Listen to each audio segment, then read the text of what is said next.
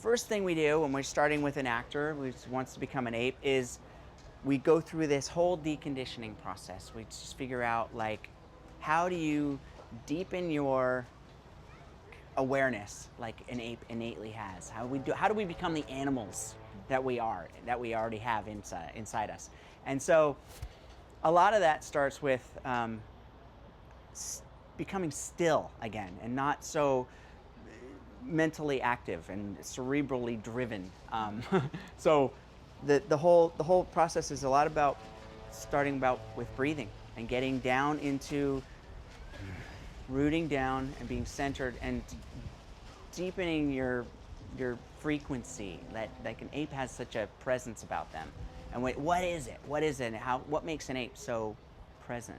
And it's just this still economy, and there's not a lot of mental, blocks coming up and distractions with the mind that keep us sort of severed at the neck.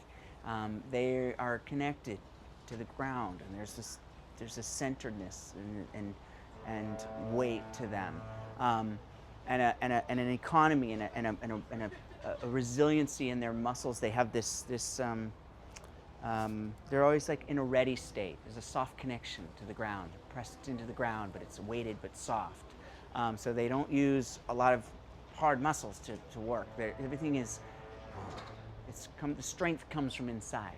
So once we develop that and create that foundation, then we can start to learn the techniques of an ape, how to walk. So apes' hips are different. They're like fused. So you can't just walk like this as an ape. You gotta have the anatomical correctness of the hips of an ape, which are fused as one.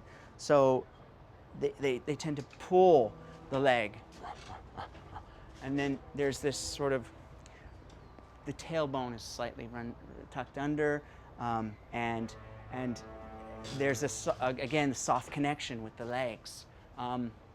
Then we get into the arm extensions, because they're quadrupedal creatures, and they about 90% of the time they're quadrupeding. They really don't biped very often.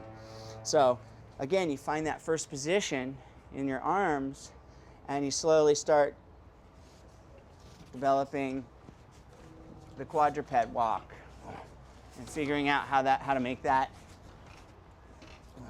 economic and easy. You don't use any muscles. And at first, the actors all come in and they're like, trying to learn it, and they're using the muscles because their mind is engaged. But when you soften your mind into it, it just begins to settle and have an economy, which feels like an ape. So you can see and feel the difference. Then you get into the quadrupeding, trotting. You got trotting and quadrupeding. Then you got gorilla.